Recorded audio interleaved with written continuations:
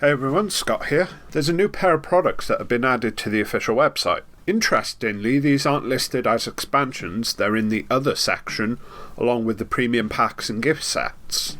There's no real info on these pages, however we can find more in-depth description of the products over on the GTS distribution website, which based on the descriptions they've had for products in the past, I have no reason to doubt that these are accurate. There they have the two sets listed.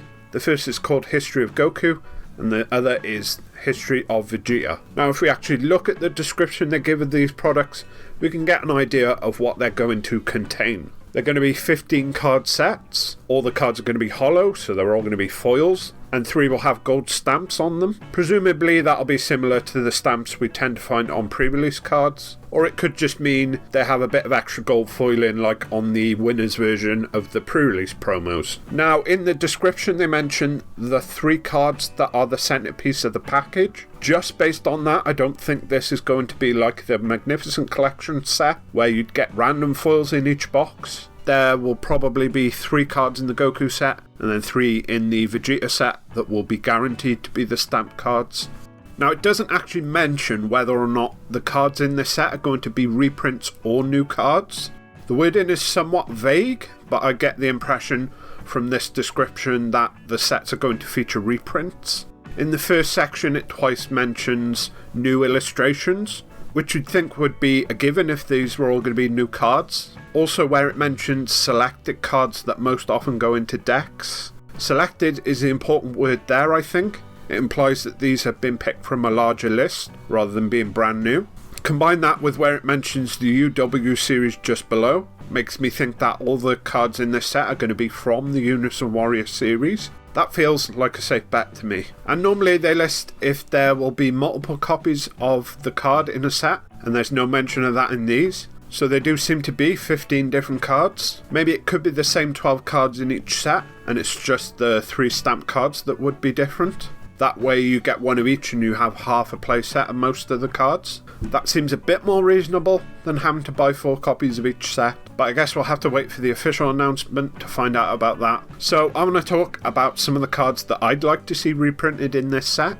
Bearing in mind the themes, History of Goku and History of Vegeta, I'm going to be giving roughly 24 cards, so that'd work out at about 12 for each set. And then at the end I'll throw in 4 cards that I don't want to see, even if they are likely to be in there. I'm going to try and hit all the colours with these picks, at least wherever it makes sense. And while I am keeping in mind the theme of the sets, I'm not going to stick entirely to Goku and Vegeta cards, or even just directly to Goku and Vegeta's family and friends.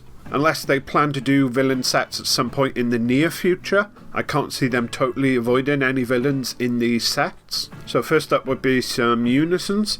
Since these are all going to be from the Unison Warrior block, it would make sense for there to be Unisons in the sets. The Unknown Parasite and Resolute Agent of Destruction would make sense in the Vegeta set, and I think they could both use a reprint.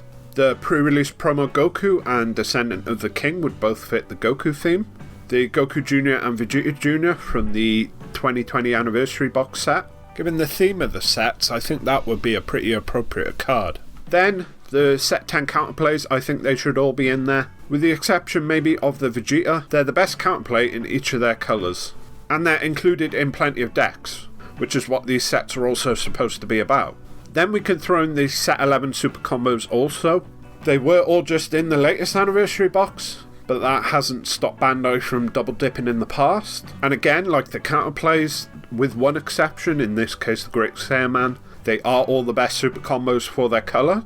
And the decks that don't run them, usually they have some sort of restriction, or they're just using the set 9 multicolour super combos, but those are outside the scope of the UW series.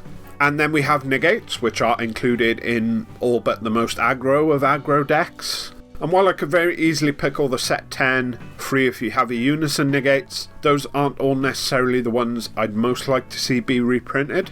Having said that, I am going for Dormant Potential Unleash for the green counter attack. Might be a bit of a stretch theme wise since neither Goku or Vegeta were there for that moment, but unless they're going to go for the Goku negate no one uses from Giant Force, it's pretty hard to find a UW series negate that actually fits the theme.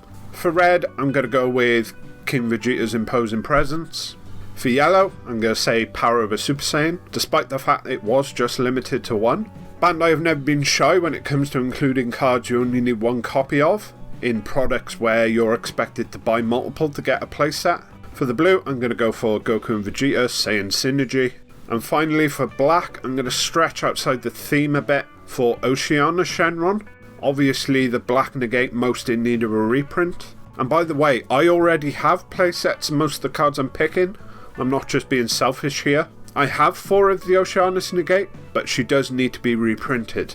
Then that leaves me with just a few more picks, so I guess I'll go for some multicolour cards to round things out. Zamasu the Eliminator seems pretty obvious, especially since they could reprint it with the errata text. Then you have Android 13 The Mission Begins, that's been seeing a fair bit of play lately. Android 16 Stalwart Defender is another decent choice, I think. Then finally, Eradicator of Peace as the last of the cards I'd like to see in the set.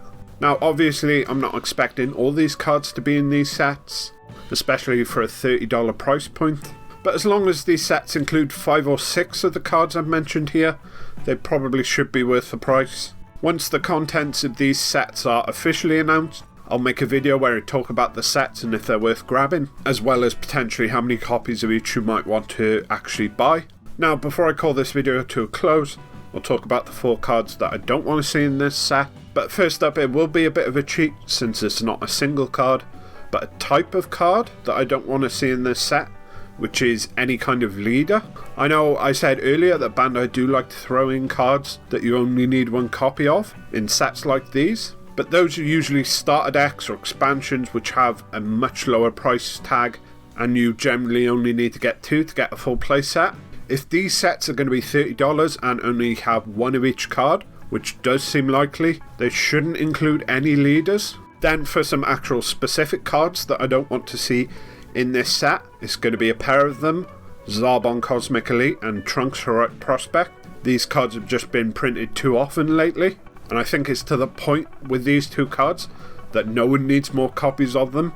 Most people already have too many. Then finally it's going to be a bit of a cheat again, but the last pick is going to be errata cards.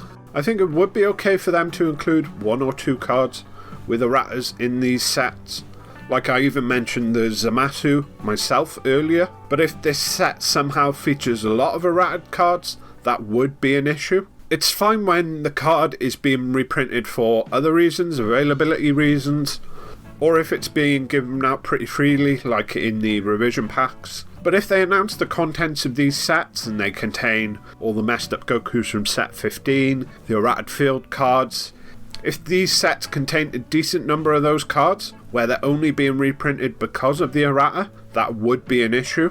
Although that being said, there's not really any reason to think that might be the case with these sets. Again, we'll just have to wait and see for the official announcements. But yeah, that's going to be it for this video. If you enjoyed it, go ahead and leave a like, that really helps me out. If there are any cards in particular you want to see in these sets, let me know about them in the comments down below, and thanks for watching.